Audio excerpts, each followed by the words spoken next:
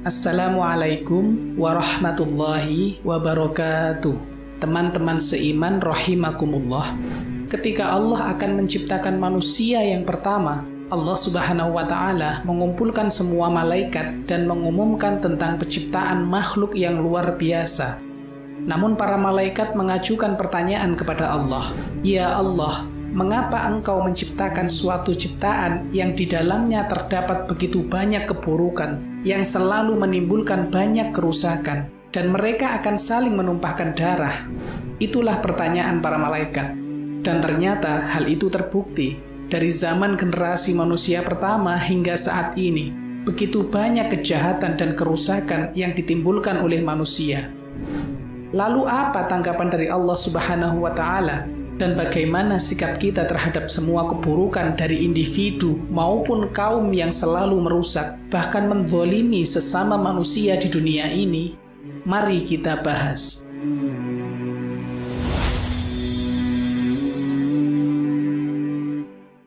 Teman-teman seiman rahimakumullah, ketika melihat realita tentang suatu kejahatan dan kebobrokan suatu kaum atau bangsa yang menyebabkan penderitaan pada sesama manusia, pasti di benak kita terbesit pertanyaan tentang berbagai tindakan kejahatan dan kebobrokan yang terjadi di dunia ini.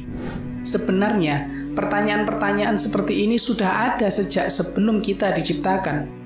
Dan para malaikat-malaikat telah terlebih dahulu mempertanyakan tentang kejahatan dan kebobrokan manusia di dunia ini. Di mana ketika Allah mengumumkan tentang penciptaan manusia kepada semua malaikat, lalu malaikat bertanya kepada Allah, "Ya Allah, mengapa Engkau menciptakan suatu ciptaan yang di dalamnya terdapat begitu banyak keburukan? Ataj'alu fiha may yufsidu fiha wa yasfikud dima'a?" Mengapa Engkau hendak menjadikan khalifah di bumi itu orang-orang yang akan membuat kerusakan? Mereka akan menjadi tirani, mereka akan menyebabkan fitnah, dan mereka akan saling menumpahkan darah. Akan terjadi perang saudara, di mana bom-bom akan dijatuhkan dan anak-anak yang tidak bersalah akan menjadi korban. Ya Allah, mengapa Engkau menciptakan dunia ini? Bahkan para malaikat pun bertanya tentang kejadian yang akan terjadi dan salah satunya konflik yang tengah terjadi saat ini. Teman-teman seiman rahimakumullah, Allah Subhanahu wa Ta'ala kemudian memberikan jawaban kepada para malaikat itu yang termaktub dalam Al-Quran surat Al-Baqarah ayat ke-30. Inni a'lamu ma la ta'lamun. Sesungguhnya aku mengetahui apa yang tidak kamu ketahui. Di mana kita tahu bahwa penciptaan manusia adalah rencana besar Allah di dunia ini. Allah Maha tahu bahwa pada diri manusia terdapat hal-hal negatif sebagaimana yang dikhawatirkan oleh para malaikat. Meskipun begitu, malaikat mungkin khawatir akan kekurangan dan kelemahan manusia ini. Namun potensi positif yang dimiliki manusia jauh lebih besar. Dan di antara pelajaran penting dari semua kekhawatiran ini adalah bahwa ketika kejahatan terjadi, ketika kepedihan terjadi, ketika musibah terjadi, itu adalah waktu di mana iman kita sedang diuji oleh Allah Subhanahu wa Ta'ala. Lalu bagaimana cara kita melewati ujian ini? Jawabannya adalah dengan cara bertawakal kepada Allah dengan sepenuh hati. Inilah jawaban Allah Subhanahu wa Ta'ala kepada para malaikat. Allah tidak menjelaskan secara terperinci mengenai kejahatan moral yang akan ada di dunia ini. Allah tidak menjelaskan hal itu. Allah tidak menjelaskan kelak di dunia akan ada tirani, akan ada Fir'aun, akan ada Israel, akan ada perbudakan di Amerika, dan berbagai kejahatan moral lainnya. Allah tidak memberikan penjelasan secara langsung tentang hal-hal itu. Sebaliknya, Allah mengatakan kepada para malaikat, "Sesungguhnya aku mengetahui apa yang tidak kamu ketahui." Dengan kata lain, seakan-akan Allah bermaksud bahwa sesungguhnya aku mengetahui hal-hal yang tidak kalian ketahui menyangkut kemaslahatan yang jauh lebih kuat dalam penciptaan jenis makhluk ini daripada kerusakan-kerusakan yang kalian sebutkan itu. Dan inilah sebabnya ketika sebuah tragedi terjadi, maka salah satu hal terpenting untuk menghadapinya adalah dengan mempercayai Allah dan menyadari bahwa kita tidak mengetahui segalanya. Seperti pesan Allah Subhanahu wa Ta'ala ketika Allah mengingatkan kepada para sahabat Rasulullah Shallallahu Alaihi Wasallam ketika mereka sedang menghadapi peristiwa dalam perang Tabuk, ketika para sahabat Nabi dalam keadaan masa sulit dan mereka merasa sangat gelisah karena harus berperang melawan Romawi yang dianggap sebagai kekuatan militer terbesar kala itu. Lalu bagaimana para sahabat Rasulullah menanggapi situasi tersebut? Teman-teman seiman rahimakumullah, para sahabat mengatakan, tidak ada yang akan terjadi padaku selain apa yang telah direncanakan oleh Allah. Allah adalah pelindungku yang mencintaiku. Allah lah Tuhanku dan pelindungku. Sungguh ini adalah ungkapan yang diajarkan oleh para sahabat kepada kita semua. Sesungguhnya segala sesuatu yang terjadi telah ditentukan oleh Allah Subhanahu wa Ta'ala. Iman dalam qadar Allah, iman dalam pengetahuan Allah, dan iman akan hikmah-hikmah yang Allah berikan, di mana kesemua itu merupakan bagian-bagian yang tidak terpisahkan dalam kehidupan kita.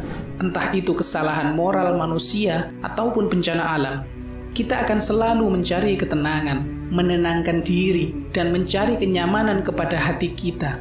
Dan ini bukanlah suatu kebetulan belaka. Ini bukanlah suatu kejadian yang terjadi secara spontan. Tidak ada yang terjadi begitu saja dalam penciptaan Allah Subhanahu wa Ta'ala. Allah telah menetapkan segala sesuatu di dunia ini. Bahkan tidak ada sehelai daun pun yang gugur tanpa kehendaknya. Begitu juga dengan setiap tetes air hujan. Allah mengetahui dengan pasti dari mana asalnya, kemana akan jatuh, dan bagaimana bisa sampai ke sana.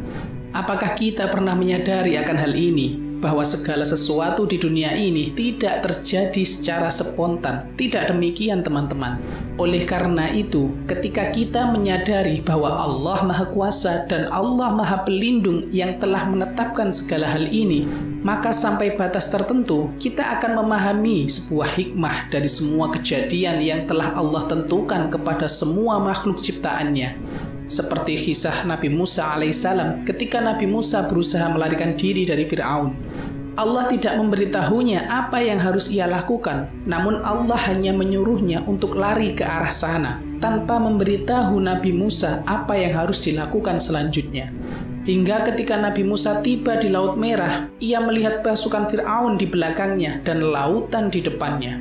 Lalu kaum Nabi Musa berkata, kita pasti akan tertangkap, tidak ada jalan keluar. Kemudian Nabi Musa berkata, tidak, Allah bersamaku. Kita semua sampai di sini bukan secara kebetulan. Allah telah memberi petunjuk kepadaku untuk menuju tempat ini. Pasti Allah akan memberikan jalan keluar untuk kita semua. Walaupun Nabi Musa saat itu tidak mengetahui jika Laut Merah yang berada di depannya akan terbelah. Beliau hanya memiliki keyakinan bahwa Allah Subhanahu wa Ta'ala telah menyiapkan sesuatu yang terbaik untuk beliau dan kaumnya. Nabi Musa hanya melakukan apa yang harus beliau lakukan. Dan ketika Nabi Musa sampai di suatu tempat di mana beliau dan kaumnya tidak tahu cara untuk menyeberangi Laut Merah, maka Allah memberi jalan untuk Nabi Musa dan kaumnya untuk menyeberangi Laut Merah tanpa perahu ataupun kapal. Hal ini bisa terjadi karena Nabi Musa alaihissalam memiliki keimanan kepada Allah Subhanahu wa Ta'ala.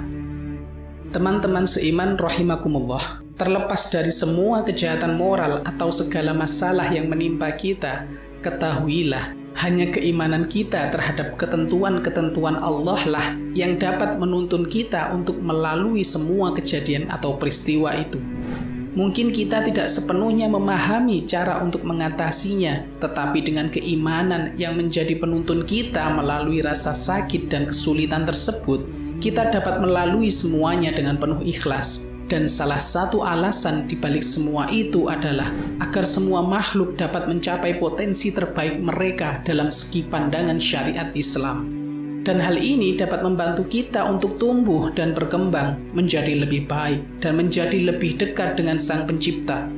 Jadi ketika kita mengalami cobaan, iman dan ketakwaan kita cenderung menjadi lebih kuat. Sebaliknya, ketika hidup berjalan dengan lancar, iman kita dapat mengendur. Ini adalah hal yang umum terjadi. Jadi ketika kita mengalami masa-masa sulit, kita akan cenderung memperkuat hubungan kita dengan Allah. Doa kita menjadi lebih sungguh-sungguh dan kita mulai membuka dan membaca Al-Quran lagi. Lalu kita mulai berpikir, mungkin kita perlu berdoa lebih keras, mungkin kita perlu mengingat Allah lebih sering, mungkin kita harus sholat tahajud, mungkin kita harus lebih banyak berzikir, dan mungkin kita harus lebih mendekatkan diri kepada Allah Subhanahu wa Ta'ala. Teman-teman seiman sekalian, sebagaimana seperti yang dikatakan oleh Ibnu Qayyim tentang rasa sakit, tentang penderitaan dan kejahatan, bahwa sebenarnya hal tersebut merupakan sesuatu yang indah.